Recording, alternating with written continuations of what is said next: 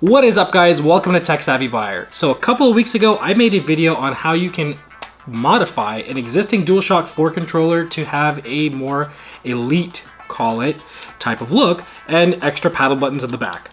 And this was a pretty detailed video. I'll leave it up here. If you haven't seen it, you guys can go ahead and check it out. But I pretty much walk you through the entire way of installing some back paddle buttons on the back of a DualShock 4 so you can get, different types of advantages in games when you're playing. Now, the video was great. A lot of people loved it, and the product itself is actually very, very well. One thing that I wasn't aware of, which a lot of you guys came and told me about, was this other alternative to Scuf or to this. That, my friends, is the Strikepack FPS Dominator mod pack. So this is Collective Mind's take on having a Scuf type controller without having to actually modify your controller. Now, the cool thing about this is you don't have to open up your controller, you don't have to send it anywhere, you don't have to do anything with your controller in specific to get all that added functionality.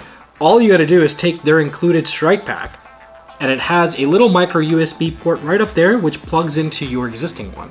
So you plug it in just like that, you'll hear it click, and you've got this front little lip here which basically has 3 little tiny teeth on there that sit inside your speaker grills, and you'll hear that click just like this.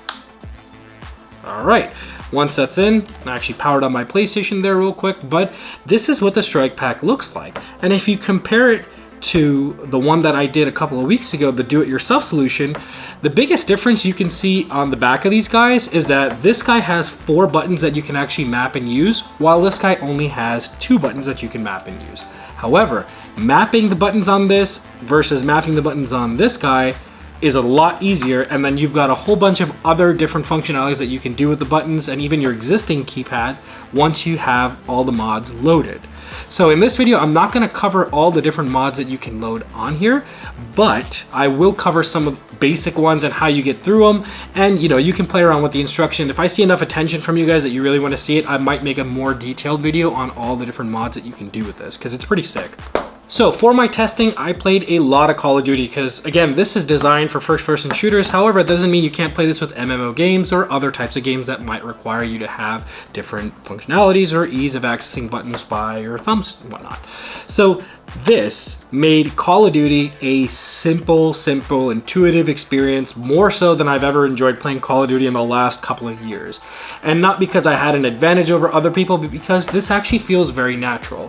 What I like most about this is that while you hold it, your natural position of how your hands rest on a DualShock is like this. So you're naturally kind of resting your finger on the paddle, which makes it super easy to just click around, whether you go from here or whether you go from there. So it's a lot more ergonomic, I feel, versus this guy. Even though this is also comfortable, I do like the feeling of the paddles a little bit better than this.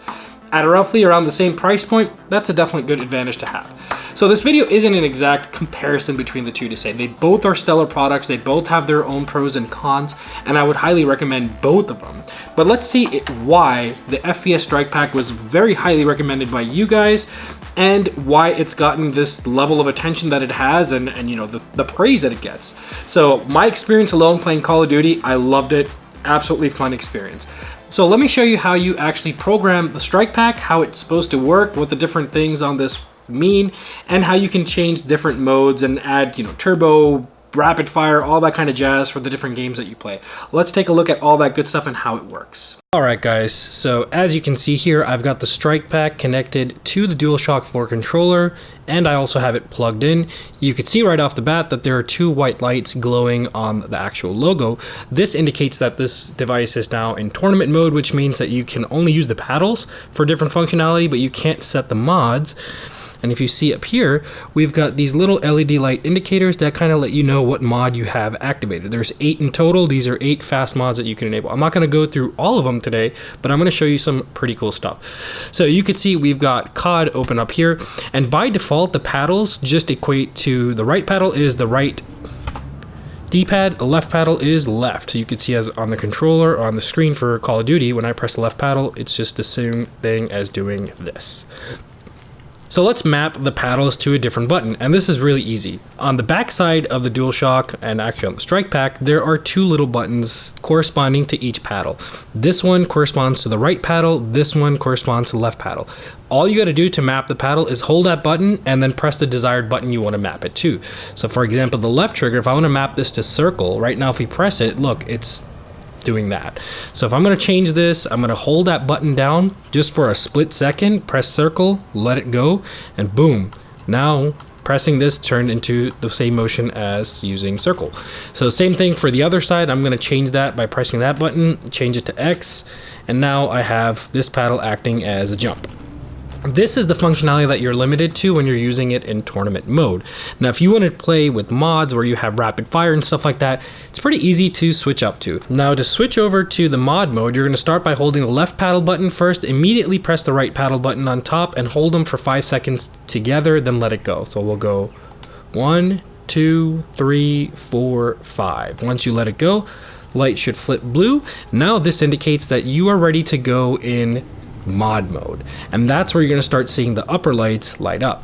So as it sits right now, we have our paddles configured. If I press this, it's still behaving like X. If I press this, it's still behaving like O, and you know, our R2's set the same. You see, if I press it and hold it, I get one shot out of that, only one shot. So now what we're going to do is we're going to run up here. We're going to try the rapid fire setting, and to program something into rapid fire, it's really simple. Once you're in mod mode, all you have to do is hold the left button. You're going to continue holding the left button until that light comes up. That light right up there, so the first one is lit, which indicates a primary weapon turbo, and to activate that, we're just going to press triangle. Now I press triangle, I let it go, and that button is active on there. What does this do? This indicates rapid fire. So you can see if I press this once, look at how many bullets are going. I'm gonna hold this and you guys can see on a single fire weapon how that's doing that. So you can cycle through all the different settings you want. And again, let me just show you really quick how you deactivate that. So you're gonna hold left again until the light flashes. It just takes a few seconds. And then to deactivate, you're gonna press circle. Once you press circle, boom, and let it go, all the lights are gone. So you can play around with all the different ones that they have and figure out the game that works. But I hope this was helpful for you guys. These are really, really cool features on here. So as you guys saw, it is pretty easy to configure this. It isn't difficult whatsoever. It's easy to do master resets. There's a whole little instruction manual inside the box that it ships with, and it's got all the details on how to do it. It's really easy to read, guys. I swear a 7 or 8-year-old can figure this out. But if that's still too hard for you guys to figure out, again, let me know, and I'll make a video with more details on how to access the different things, how to play them in maybe a couple different games. That way you guys get a better sense how to take advantage of this $35 little magic box that you add onto your controller. This thing is insane. Had I known about this a couple years ago, I would have never, ever, ever given a thought to wanting to have a Scuf. I would have just gone straight for this. Although I do like the fact that Scuf gives you a little bit more customization and whatnot. Anyways, back to this thing here. So, playing Call of Duty, like I mentioned, guys, was a superb experience. Enabling rapid fire on a pistol that only has a single burst or a 3-round burst, or even doing the same thing on a shotgun, just changes the way you play your game. And, you know, a couple other people said that you can change the jump button to bumper jumper and do all that kind of other stuff. I don't like to do that. I like how it feels naturally. And I think the fact that I didn't have to take my thumbs off the thumbsticks while I'm aiming around and I can still jump, that was the one thing I really sucked at. One was doing drop shots and the other was aiming around while I'm in the air. And primarily because I had to jump first, switch back to the analog, and then kind of move around. And it was just this constant back and forth, which just didn't feel comfortable, and my thumb would start hurting after a while. Now I can keep my hands like this and do this and just kind of move around through the game. So that's definitely a cool feature. I really enjoy this. I can't highly recommend this enough, guys. For 35 bucks, I'm putting links in the description below for you guys to go ahead and pick one up. If you have any questions, I'll try the best that I can to answer them. But that pretty much concludes what I have to say about this specific modification to your controller. I would, again, highly recommend it. pick it up while you still have a chance to pick one up. They're relatively cheap. Another cool fact, they make this for the Xbox One also, which is not something that Extreme Rate, the manufacturer of the do-it-yourself kit for the PS4, has out yet. They are in works, and I will be reviewing that very, very shortly once I get that from them. But for now, you can go either grab an Xbox Elite controller if you have $150 to dish out, or if you want to just save a couple of bucks, spend only 35 bucks and modify your existing controller without having to do any soldering, without having to add anything to it. This is the pack and the way to go. Go ahead and pick this up. It's in the description below. The one thing I would say just before I end the video, the only one con that I have with this is the fact that it's wired. And you know, being that we're in 2019 now, having a device wired, especially when you're playing a video game, just sucks. And I think that's, even though they included a 10-foot cable, I think that's just not good enough. So I hope the next step that Collective Mind takes in this is getting rid of the wired solution, making it wireless, because I imagine there might still be a way that they can tap into all the mapping capabilities without actually being plugged into the PlayStation. Hopefully they do that. If not, then oh well, it is what it is. You still got Scuf and you still got the other options. But anyways, guys, that pretty much concludes this video. Again, if you have any questions, let me know in the comments below. If you guys want to pick it up, again, for the 100th time, I've got links in the description for you guys to go ahead and buy one. Or alternatively, you can always click up here to go ahead and buy one right now if you want. If you guys have any questions, let me know. If you're new to this channel, do consider subscribing. It does help the channel grow. Smash that like button while you're here, and stay smiling, folks, because I'm going to see you guys on my next video coming up shortly. Take care. See you later. Bye.